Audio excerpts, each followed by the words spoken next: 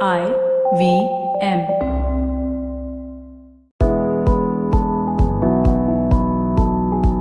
Hello and welcome. This is Govind Raj Ethiraj presenting to you the latest segment of Business.Next on Bloomberg Quint. My guest for today wrote a book called Fish about 18 years ago. It's about a place called the Pike Place, where fish is sold in Seattle, Washington in the United States. 18 years have passed, but some of the principles, actually most of the principles of fish continue to hold good, and corporations and individuals are still using it. And perhaps for many people, it would be a worthwhile effort to revisit some of these principles and try and understand what made Fish, the book, a great success at the time it was written and how it might be useful today. My guest is Harry Paul, one of the co-authors of the book, and joins me now. Harry, thank you very much for speaking with us. Oh, my pleasure. Glad to be here today, Govind.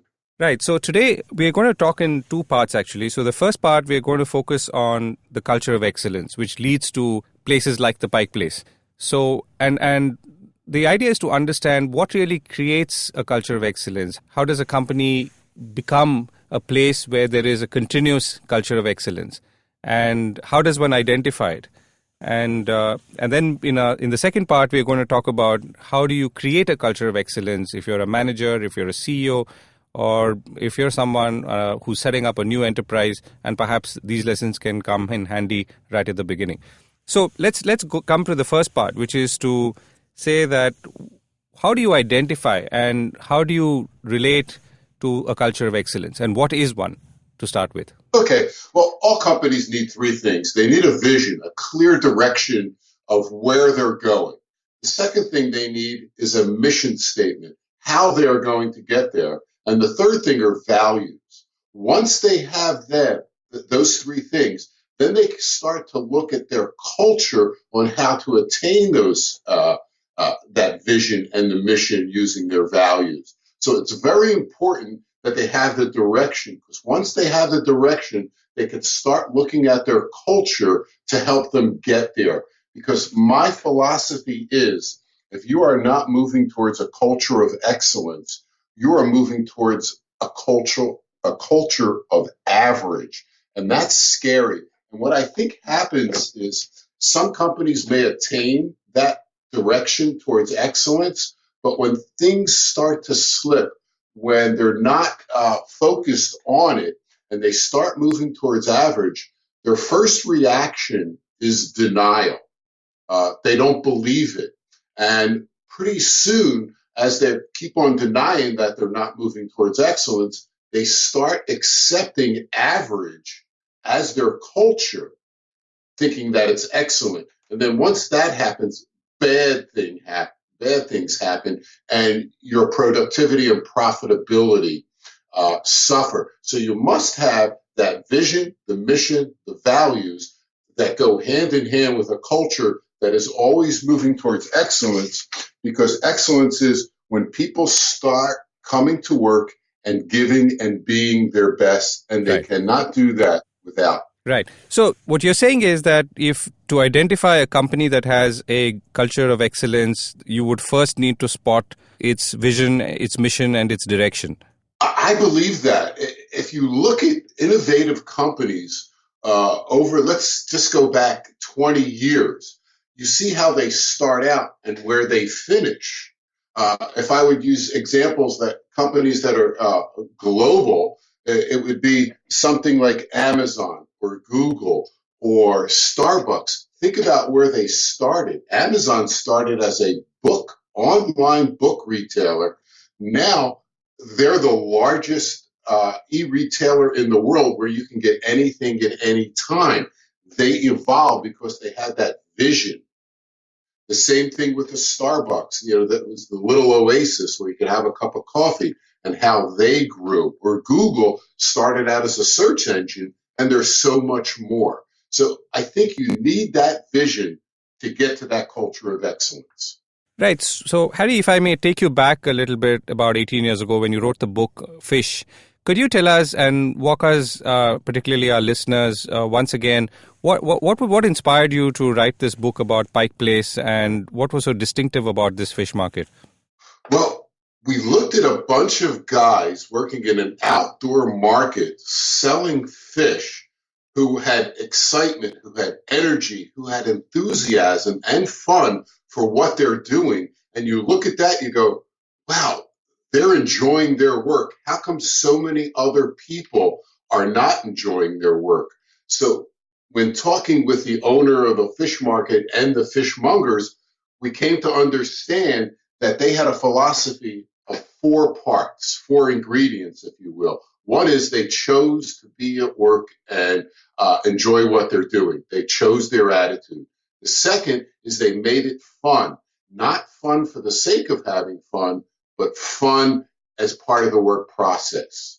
And the third thing is they were very present. They understood their vision and their mission, and they lived it every day. And the fourth thing is they made an incredible, unique customer experience. So those four things allowed them to create a culture where they became world famous.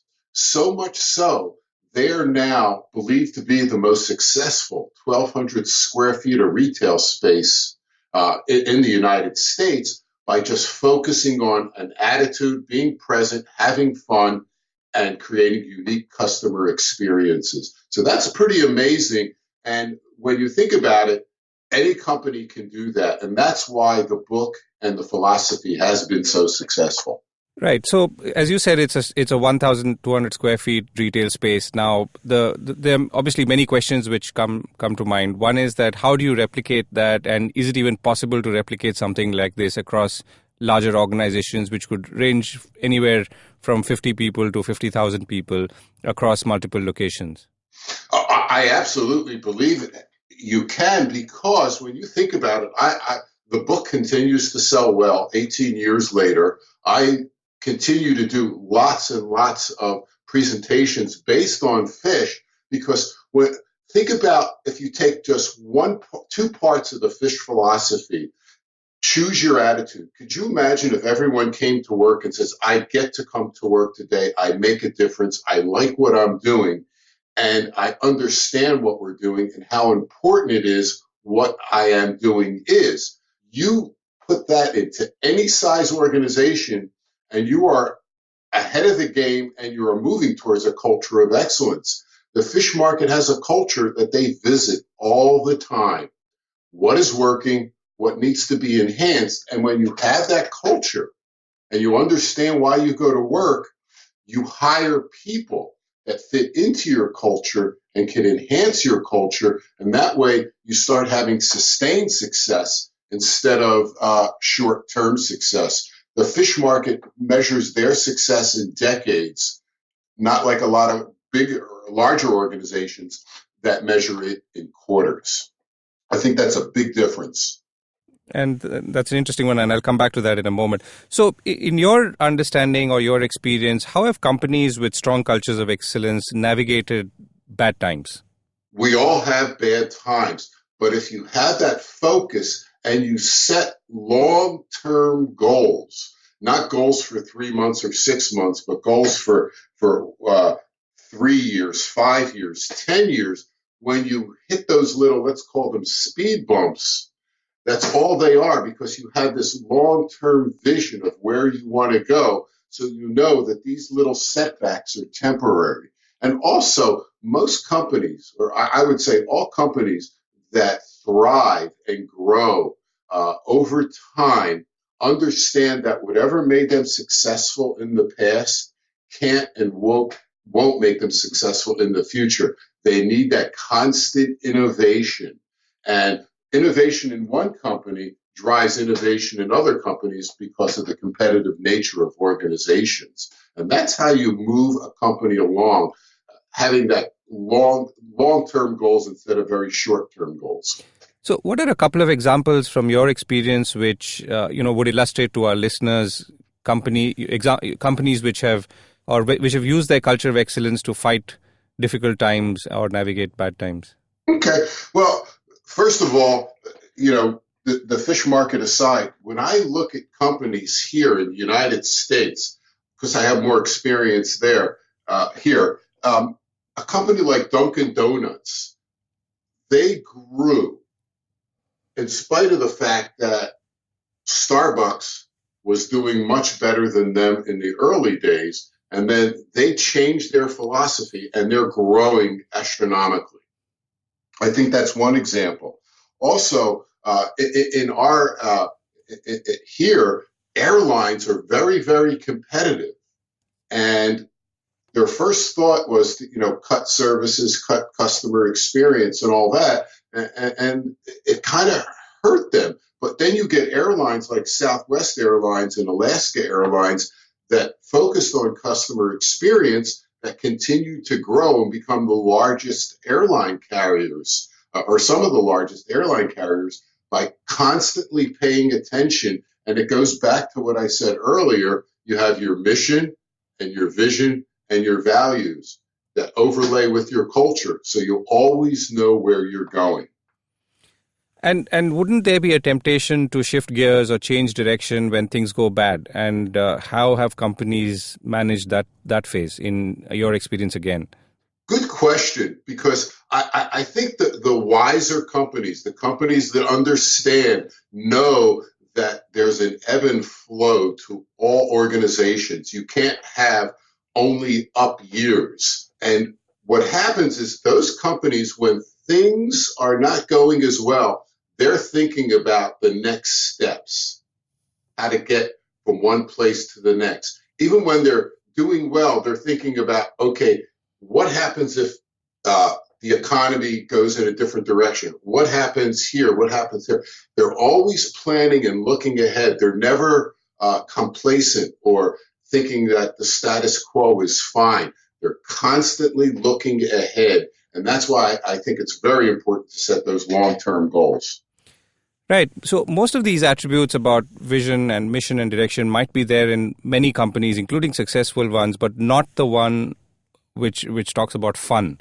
How critical is that? And do all companies actually manage to do that effectively across large geographies? I think fun is more prevalent today because of the fish philosophy, because of that book, than ever before, that they realize when people enjoy what they're doing and they create a fun atmosphere, a playful atmosphere with the work process, not instead of. It's very, very important to understand the difference. Fun becomes energetic, it becomes creative, it becomes enthusiastic, and it makes the workplace the place you want to be, where you wake up in the morning and say, I can't wait to go to work. I get to go to work. It's fun. And in the book, we have a saying, work made fun gets done. If you have something difficult that you have to do, add an element of fun to it, and it makes it easier to accomplish your goals with it because of that energy that it brings. You look at a company like Google, where fun is a big part of their culture. Yeah, and you look at a free company food. like Zappos, Yeah. fun and free food. Yeah, free food and chocolate always works. But you look at a company like Zappos, an online shoe retailer and clothing retailer, fun is a big aspect of their culture. And they continue to grow because they know it brings out that creativity in people. So when do companies lose this culture of excellence? Maybe things are going well and everyone is holding on. And sometimes even when things are going well, you want to try something new. You feel that maybe the tenor of the organization needs to change. Employees need to think differently or work differently. Or maybe you've been in a merger. There's been a clash of cultures. What happens then? You bring up a good point, because a lot of companies merge, or one company buys another company. And if the organizations don't pay attention to the culture, then those mergers become very difficult to handle. And the process of getting the success from the merger is slowed down, because culture could be the way people communicate. Culture could be the way people grow. Culture could be the way people take responsibility. And if they're not paid attention to, bad things can happen. When companies merge, they focus on the numbers. Does this make sense financially, economically, for us to merge or acquire this company? And the answer is the accountants do a great job because it's math, it's numbers, but they don't pay attention to that culture. And I think that's how organizations get in trouble when they're not paying attention to that. Right, just to come back to that fish example, and I think it's clear or evident to me and perhaps people listening that it's clearly replicable in some kinds of organizations. Is this, in your experience, replicable to most kinds of organizations, the fish principle? I believe so. And here's an example. When you look at the fish market, they throw fish because it's fun, because one fishmonger throws the fish to another fishmonger. They yell what's happening with that fish, and everyone's getting a kick out of it, having some fun. Okay, that's very, very, that's part of the work process because it's efficient. They don't have to walk away from the customer. They throw the fish to somebody behind the counter.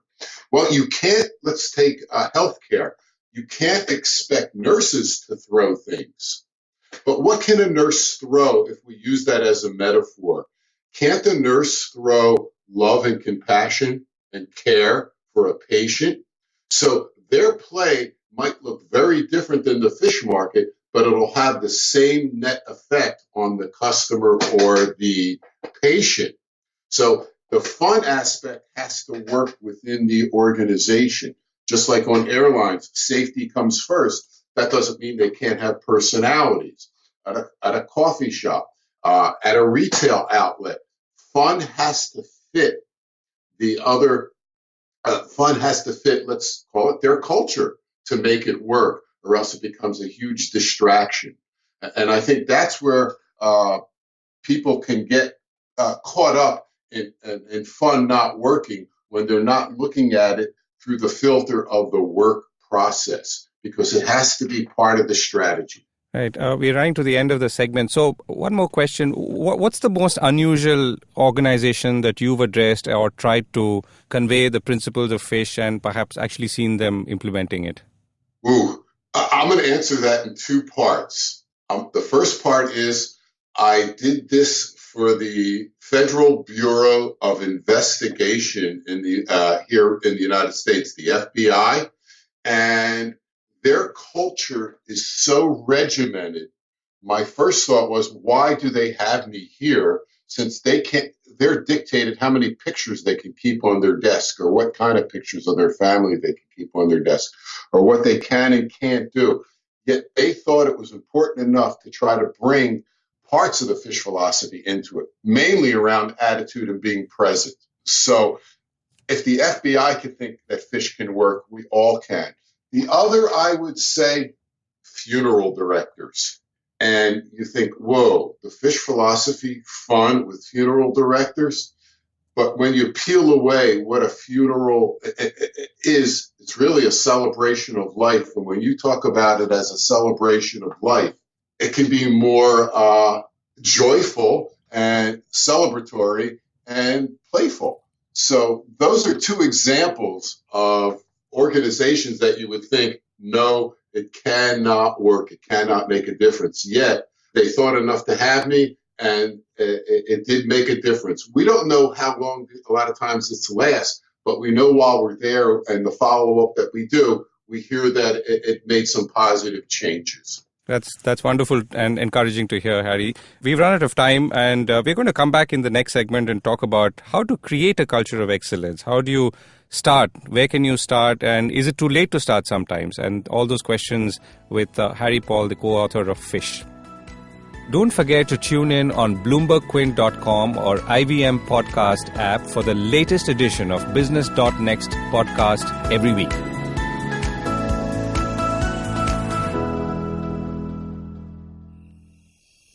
Do you have a night routine? Well, everyone has one.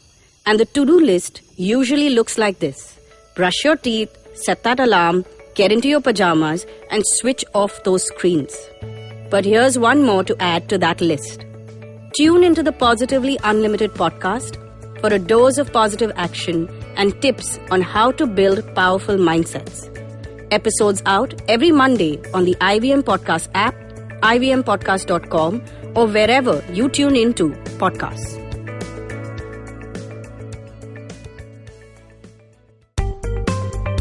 Hi, my name is Anupam Gupta. I'm B50 on Twitter. I am the host of Paisa Paisa, the show that talks money.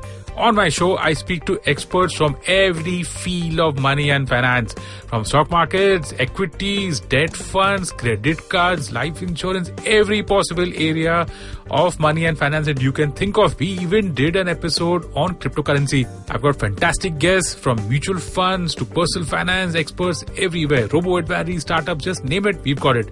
At Paisa Paisa, we help you make smart decisions about money. You work hard for money. Now make your money work hard for you. New episodes out every Monday, and you can listen to my show on the IVM Podcast app or any other podcasting app that you have.